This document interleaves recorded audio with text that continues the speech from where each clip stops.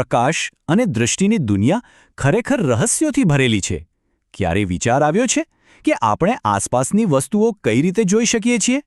આજે આપણે આ જ રહસ્ય પરથી પડદો ઉઠાવીશું, અને એ પણ એક એવા સાદા ઉપકરણથી જેમાં લેન્સ છે જ નહીં. તો સવાલ એ છે કે શું એવું બની શકે કે લેન્સ વગર ફક્ત એક સાદા ખોખાથી કોઈ દૃશ્યની છબી બનાવી શકાય? આ સવાલ જ આપણા આજના વિશ્લેષણના કેન્દ્રમાં છે, અને એનો જવાબ જાણીને ચોક્કસ નવાઈ લાગશે. તો મળો, આ છે આપણો આજનો હીરો, પિનહોલ કેમેરા. કોઈ જટિલ ટેકનોલોજી નહીં, કોઈ મોંઘા લેન્સ નહીં, બસ બે સાદા ખોખા. અને એની આ સાદગીમાં જ એનું સૌથી મોટું રહસ્ય છુપાયેલું છે. સારું, તો આજે આપણે શું જાણવાના છીએ? આપણે 4 મુખ્ય મુદ્દાઓ પર વાત કરીશું. શરૂઆત કરીશું પિનહોલ કેમેરાથી, પછી પ્રકાશના કેટલાક નિયમો સમજીશું, અને છેલ્લે એ જાણીશું કે આ બધું મળીને આપણને જોવામાં કઈ રીતે મદદ કરે છે.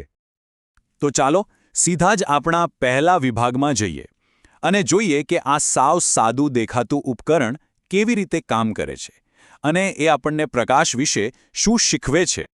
એને બનાવવું તો એકદમ રમતવાત છે. જો કરવાનું શું છે, બસ 2 ખોખા લો, એક મોટું અને એક નાનું. મોટા ખોખામાં એક નાનકડું કાણું પાડો અને નાના ખોખા પર સ્ક્રીન તરીકે ટ્રેસિંગ પેપર લગાવી દો. બસ થઈ ગયો આપણો લેન્સ વગરનો કેમેરો તૈયાર. સારું, કેમેરા તો બની ગયો. હવે એને વાપરવાનો કઈ રીતે? એ તો એનાથી પણ સહેલું છે.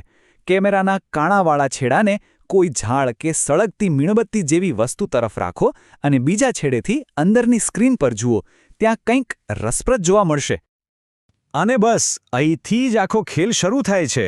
જ્યારે આપણે સ્ક્રીન પર જોઈએ છીએ ત્યારે આપણને ઝાડ કે મીણબત્તીની છબી તો દેખાય છે, પણ એ ઊંધી હોય છે.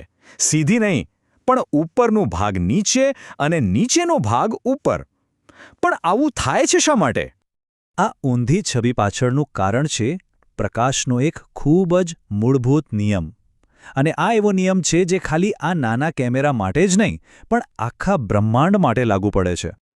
જો અહીંયા થાય છે શું, જરા ધ્યાનથી સમજીએ. ઝાડની એકદમ ટોચ પરથી જે પ્રકાશના કિરણો આવે છે એ સીધા જ ચાલીને પેલા નાના કાણામાંથી પસાર થાય છે અને ક્યાં પહોંચે? સ્ક્રીનના તળિયે. અને બિલકુલ એ જ રીતે ઝાડના નીચેના ભાગમાંથી આવતા કિરણો એ પહોંચે છે સ્ક્રીનની ઉપર. તો આનો મતલબ શું થયો? મતલબ એકદમ સાફ છે. પ્રકાશ હંમેશા સીધી લીટીમાં ચાલે છે. વિજ્ઞાનની ભાષામાં આને પ્રકાશનું સુરેખ પ્રસરણ કહેવાય છે. અને બસ આ જે કારણ છે કે આપણને પિનહોલ કેમેરામાં છબી ઊંધી દેખાય છે. અને હા, આ ખાલી કોઈ રમકડા જેવો પ્રયોગ નથી. જાણવા જેવી વાત એ છે કે આ સિદ્ધાંતનો ઉપયોગ કરીને પિનહોલ કેમેરાની મદદથી સૂર્યગ્રહણ જેવી ઘટનાને પણ એકદમ સુરક્ષિત રીતે જોઈ શકાય છે. આ જ તો એની તાકાત છે. સારું, તો એક વાત તો પાક્કી થઈ ગઈ. પ્રકાશ સીધી લીટીમાં ચાલે છે. પણ એક મિનિટ, આપણી આસપાસ તો કેટલી બધી વસ્તુઓ છે. જ્યારે પ્રકાશ સીધો જતો હોય અને રસ્તામાં કોઈ વસ્તુ આવી જાય ત્યારે શું થાય? ચાલો હવે આ નવી કોડો ઉકેલીએ.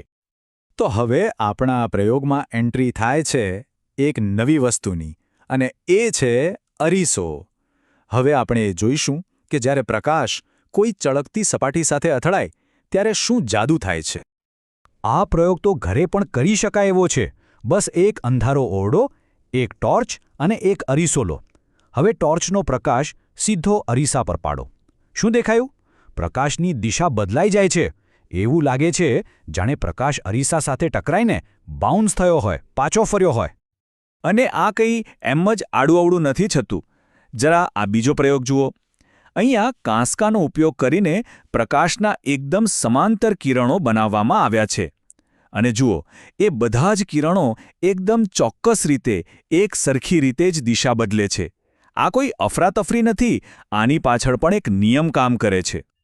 તો વિજ્ઞાનની ભાષામાં પ્રકાશના આ પાછા ફરવાની ઘટનાને શું કહેવાય? એને કહેવાય છે પરાવર્તન. જ્યારે પ્રકાશ કોઈ સપાટી પરથી અથડાઈને પાછો ફરે, એ છે પરાવર્તન. અને આ છે આપણો આજનો બીજો મુખ્ય સિદ્ધાંત. તો અત્યાર સુધીમાં આપણે 2 મોટી વાતો જાણી. એક, પ્રકાશ સીધી લીટીમાં ચાલે છે, અને બીજું, એ વસ્તુઓ પરથી પરાવર્તિત થાય છે. તો હવે સમય છે આ બધા ટુકડાઓને જોડવાનો.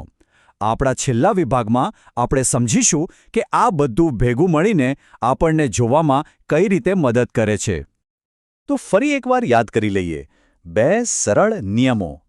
પહેલો, સુરેખ પ્રસરણ, એટલે કે પ્રકાશ સીધો જ ચાલે છે. અને બીજો, પરાવર્તન, એટલે કે પ્રકાશ વસ્તુઓ સાથે અથડાઈને પાછો ફરે છે અને પોતાની દિશા બદલે છે. અને આ જ છે જોવાની પાછળનું સાચું વિજ્ઞાન. આપણે કોઈ પણ વસ્તુને ત્યારે જ જોઈ શકીએ છીએ જ્યારે કોઈ સ્ત્રોતમાંથી આવતો પ્રકાશ એ વસ્તુ પર અથડાઈને એટલે કે પરાવર્તિત થઈને સીધી લીટીમાં મુસાફરી કરીને આપણી આંખો સુધી પહોંચે છે. બસ આ 2 સાદા નિયમો જ આપણી આખી દૃષ્ટિની દુનિયાનો આધાર છે. તો ચાલો જતા પહેલાં એક વિચાર સાથે છોડી જાઉં. જો ખાલી એક નાનકડું કાણું અને એક સાદો અરીસો પ્રકાશ સાથે આટલો બધો ખેલ કરી શકે છે તો જરા વિચારો, લેન્સ, પ્રિઝમ અને બીજા બધા વૈજ્ઞાનિક સાધનો વડે તો શું નહીં કરી શકાતું હોય. ખરેખર પ્રકાશની આ દુનિયા અજાયબીઓથી ઓછી નથી.